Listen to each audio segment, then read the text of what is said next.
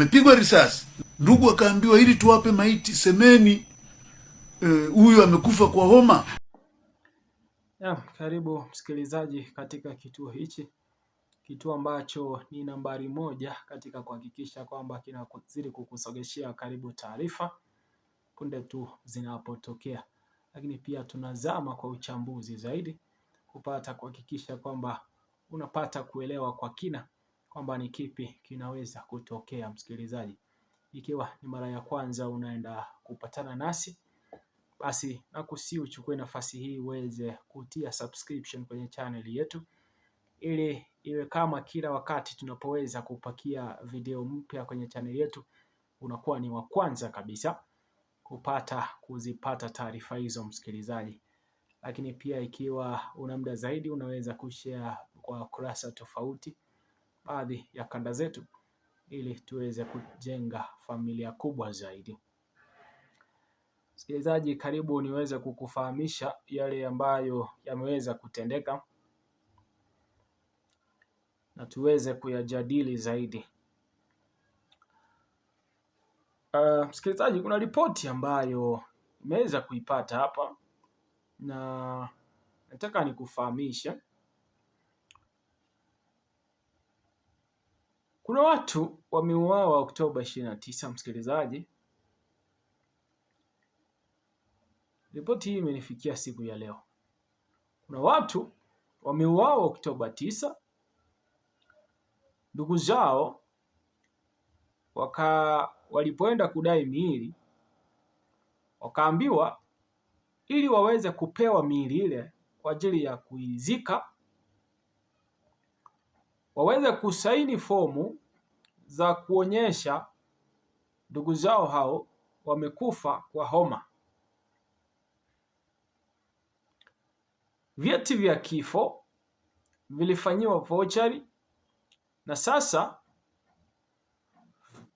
kuna uchunguzi umeanzishwa, process mzima ya kufungua inquest au shauri la kifo chenye utata itakayochunguza baadhi ya miili iliyozikwa kama kweli ilikufa kwa hivyo vilipatikana kwa homa au tofauti. Kwa hivyo amesema kwamba vyeti vya vifo vilivyofanyiwa forgery, tumeanzisha process ya kufungua inquest au shauri la kifo chenye utata. Tunataka maiti hizi sifukuliwe, tudhibitishe kama kweli homa inasababisha matundu ya risasi kwenye mwili wa binadamu.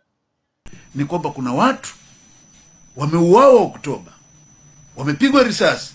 Ndugu akaambiwa ili tuwape maiti, semeni huyu amekufa kwa homa. Au walikuja kwenu? Yes, wananchi wametulalamikia kwetu na wametuletea uthibitisho wa vyeti vya kifo vilivyokuwa forgery. Ndio maana sasa tuko kwenye process, tutafungua inquest vile vile. Inquest maana yake ni shauri la kifo chenye utata. Tuko tunamaliza na tunawaambia kweli tutafungua na tutataka maiti hizi zifukuliwe. Tuangalie kama homa inasababisha matundu ya risasi kwenye mwili wa binadamu. Mamia ya maiti zinapotea mochware, watu hawapewi matibabu baada ya mauaji ya tarehe 29 Oktoba, lakini mjue kuna chama chenye taaluma lile eneo. Hakuna aliyeuliza kwamba madaktari taaluma yenu ni nini? Mtu ameuawa Oktoba, ameuawa kwa kupigwa risasi. Cheti cha kifo kinaandika amekufa kwa homa.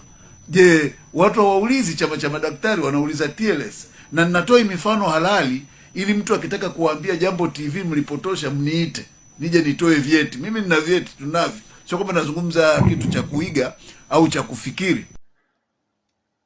Msikilizaji,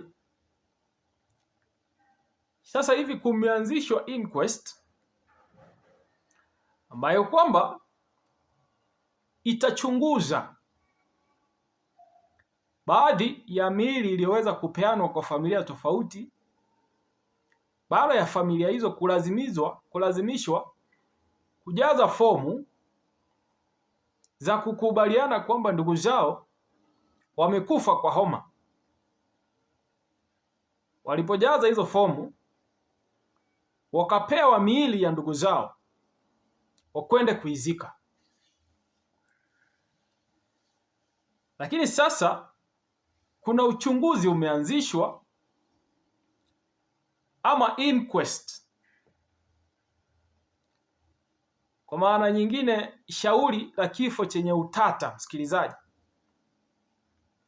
ili kuchunguza na kudhibitisha kwamba ni kwa nini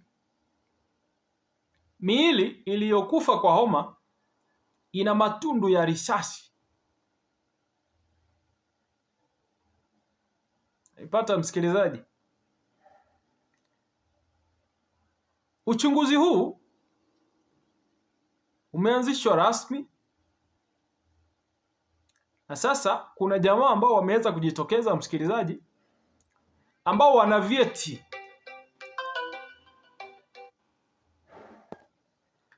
Sasa kamati hii, msikilizaji, imeanzisha uchunguzi kuichunguza baadhi ya miili ile iliyoweza kuzikwa, na wenyewe wakaweza kulazimishwa kujaza fomu za kukubaliana kwamba ndugu zao wamekufa kwa homa, kipindi ambapo polisi wamewaua kwa kutumia marisasi.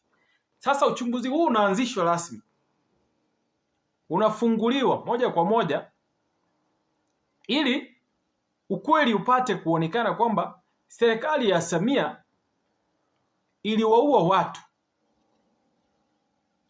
na baadaye wakalazimisha familia zao zilizoitaka miili ile kwa ajili ya maziko kukubali kwa kujaza fomu tofauti zitakazoonyesha kwamba wapendwa wao walikufa kwa homa. Sasa msikilizaji, vifo hivi vilishuhudiwa Oktoba 29. Sasa baada ya ndugu hawa kuweza kufika katika vituo vya polisi na kudai miili, ndo wakalazimika kujaza fomu hizi na kupewa vyeti ambavyo ni gushi, vyeti ambavyo vinasemekana kwamba vilifanyiwa vouchery. Vyeti hivi vipo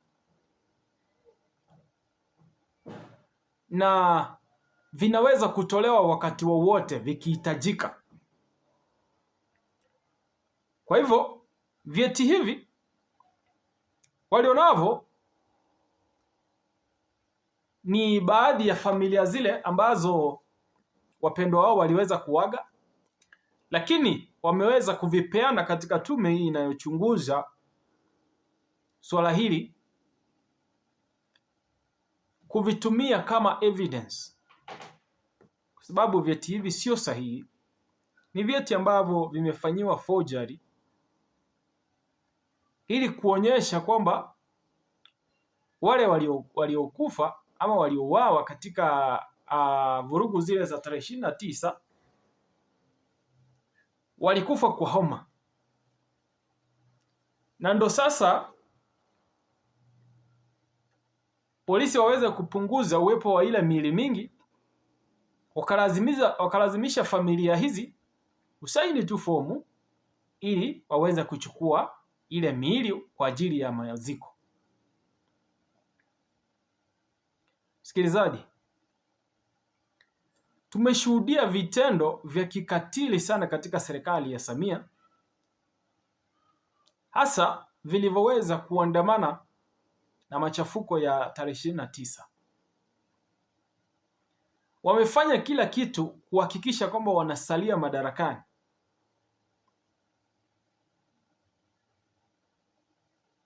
Msikilizaji wangu, achia maoni yako kwenye comment section. Hakikisha kwamba tunazidi kuzungumza, lakini pia mimi nitakuwa hapa kuhakikisha kwamba kila siku tunapata kutaarifika na kupata kuelewa yale ambayo yanatokea.